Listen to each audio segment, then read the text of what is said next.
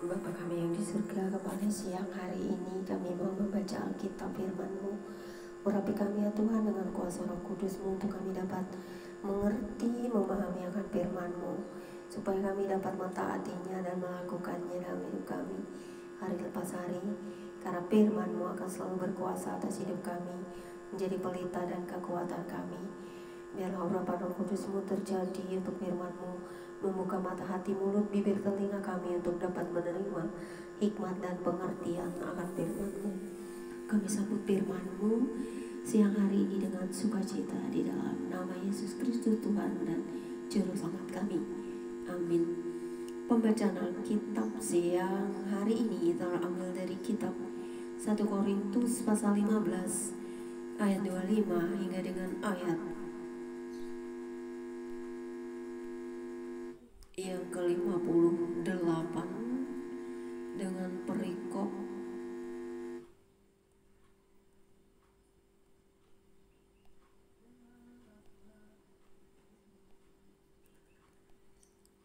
kebangkitan tubuh yang berbunyi demikian. Tetapi mungkin ada orang yang bertanya, bagaimanakah orang mati dibangkitkan? Dan dengan tubuh apakah mereka akan datang kembali? Hai orang bodoh, apa yang kau sendiri taburkan tidak akan tumbuh dan hidup kalau ia tidak mati dahulu.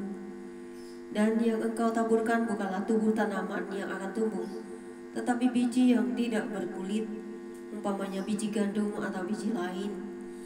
Tetapi Allah memberikan kepadanya suatu tubuh seperti yang dikehendakinya. Yang memberikan kepada tiap-tiap biji tubuhnya sendiri. Bukan semua daging sama.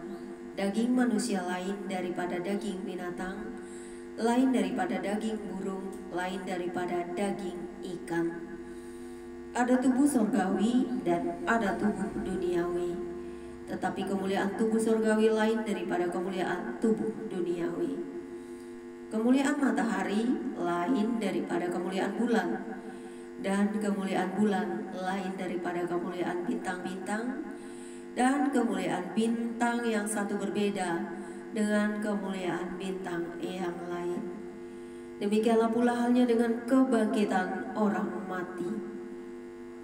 Ditaburkan dalam kebinasaan, dibangkitkan dalam ketidakbinasaan. Ditaburkan dalam kehinaan, dibangkitkan dalam kemuliaan. Ditaburkan dalam kelemahan, dibangkitkan dalam kekuatan.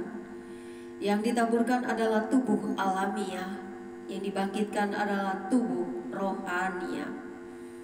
Jika ada tubuh alamiah, maka ada pula tubuh rohania. Seperti ada tertulis, manusia pertama Adam menjadi makhluk yang hidup, tetapi Adam yang akhir menjadi roh yang menghidupkan. Tetapi yang mula-mula datang bukanlah yang rohania, tetapi yang alamiah, kemudian barulah datang yang rohania. Manusia pertama berasal dari debu, tanah, dan bersifat jasmani. Manusia kedua berasal dari sorga.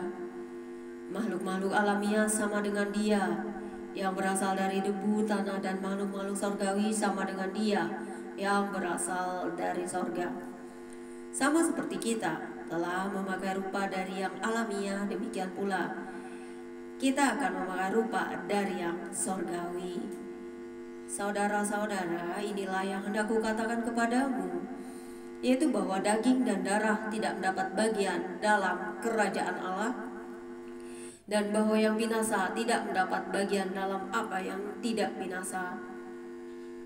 Saya garis bawahi di sini karena ini ayat yang penting.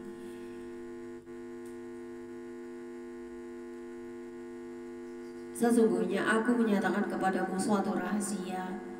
Kita tidak akan mati semuanya, tetapi kita semuanya akan diubah dalam sekejap mata pada waktu bunyi nafiri yang terakhir. Semua nafiri akan berbunyi dan orang-orang mati akan dibangkitkan dalam keadaan yang tidak dapat binasa, dan kita semua akan diubah.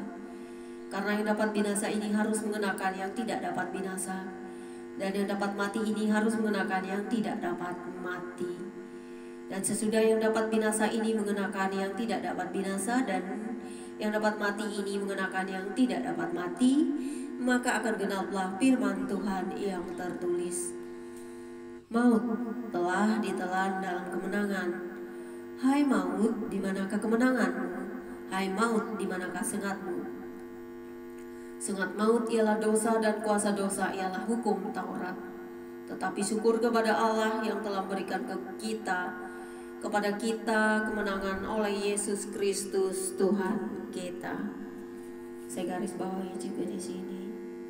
Karena itu saudara-saudaraku yang kekasih, berdirilah teguh, jangan goyah, dan giatlah selalu dalam pekerjaan Tuhan.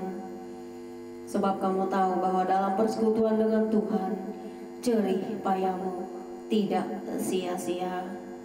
Jadi berbahagialah setiap orang yang mendengarkan firman Tuhan, mengerti, memahami, dan melakukannya. Kristus telah mati bagi kita. Kita akan diubahkan dengan tubuh surgawi yang baru bersama Kristus, yang akan memerintah di kerajaan yang baru bersama semua orang percaya di seluruh muka bumi. Tuhan, kami mengucap syukur boleh mendengarkan firman-Mu, karena setiap firman yang keluar dari mulut Allah adalah kekuatan bagi umat manusia, di mana kami semua akan diberikan upah dan janji untuk selalu setia di dalam Engkau. Kami percaya janji-janji-Mu dan upah yang kami terima untuk setia di jalan salib-Mu, memberitakan Injil bagi semua orang, agar semua orang menerima kasih Kristus dan kasih karunia-Mu untuk penebusan dan juga hidup kekal. Berbahagialah setiap orang yang hidup di dalam Kristus Tuhan, dan untuk selama-lamanya bersama Kristus setia sampai akhir. Dan Tuhan akan menjamah setiap jiwa-jiwa yang menurut kehendak-Nya. Jadilah firman-Mu yang jadi dan perkataan-Mu yang jadi. Kami hanya meminta dan berdoa kepada-Mu. Terimalah doa dan pujian penyembahan kami. Terpujilah Engkau untuk selamanya. Terima kasih buat napas kehidupan hari ini, dan juga hari yang baru, damai yang baru setiap hari, kekuatan kesehatan hari ini, untuk kami dimampukan melakukan semua aktivitas kami hingga kembali menjelang hari demi hari. Bapa kami yang di surga, dikuduskanlah nama-Mu, datanglah kerajaan-Mu, jadilah kehendak-Mu di bumi seperti di surga. Berikanlah kami pada hari ini makanan kami yang secukupnya, dan ampunilah kami akan segala kesalahan kami, seperti kami juga mengampuni orang yang bersalah kepada kami. Jangan membawa kami ke dalam pencobaan, tapi lepaskan kami dari yang jahat.